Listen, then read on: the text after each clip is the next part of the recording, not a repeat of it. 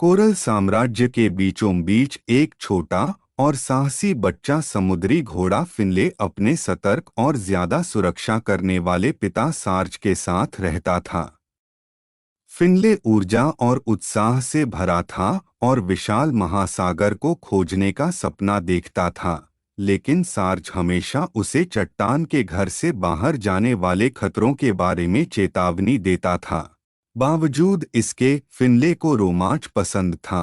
एक दिन स्कूल यात्रा के दौरान फिनले एक चमकती हुई जेलीफिश को देखकर मंत्रमुग्ध हो गया और बहुत दूर चला गया। अचानक एक तेज लहर ने उसे बहा दिया और वह अनजान महासागर में खो गया। जब सार्ज को पता चला कि उसका बेटा गायब है, तो वह घबरा गया और तुरंत उसे खोजने निकल पड़ा। समुद्र की अनजानी गहराइयों में जाने से डरने वाले सार्ज ने हिम्मत जुटाई और खोज शुरू की। रास्ते में उन्होंने कुछ अजीब लेकिन मददगार समुद्री जीवों से मुलाकात की। बबल्स, एक भुलक्कड़ लेकिन दोस्ताना पफरफिश जो अक्सर भूल जाता था कि वह कहाँ तैर रहा है। लूना, एक बुद्धिमान और दयालु ऑक्टोपस जिसे पानी के गुप्त रास्तों और छुपे हुए सुरंगों के बारे में पता था। स्पाइक, एक चिड़चिड़ा लेकिन वफादार केकड़ा जिसका दिल खोए हुए जीवों के लिए नरम था। इसी बीच फिनली डीप वाटर गुफाओं में पहुंच गया था, जहां उसे कुछ और खोए हुए समुद्री जीव मिले।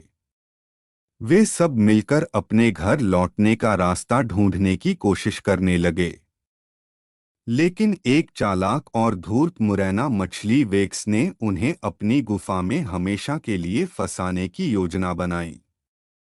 लूना की समझदारी और बबल्स की अनजानी बहादुरी की मदद से सार्ज और उनके नए दोस्त आखिरकार डीप वाटर गुफाओं तक पहुंच गए।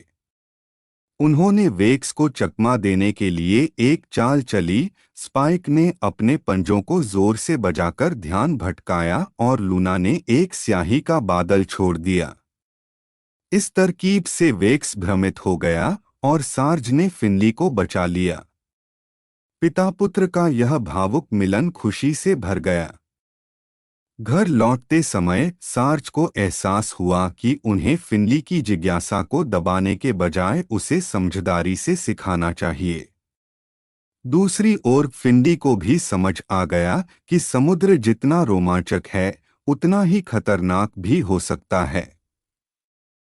अब दोनों ने एक दूसरे को बेहतर समझ लिया था और आगे की समुद्री यात्राओं पर साथ साथ निकलने का फैसला किया।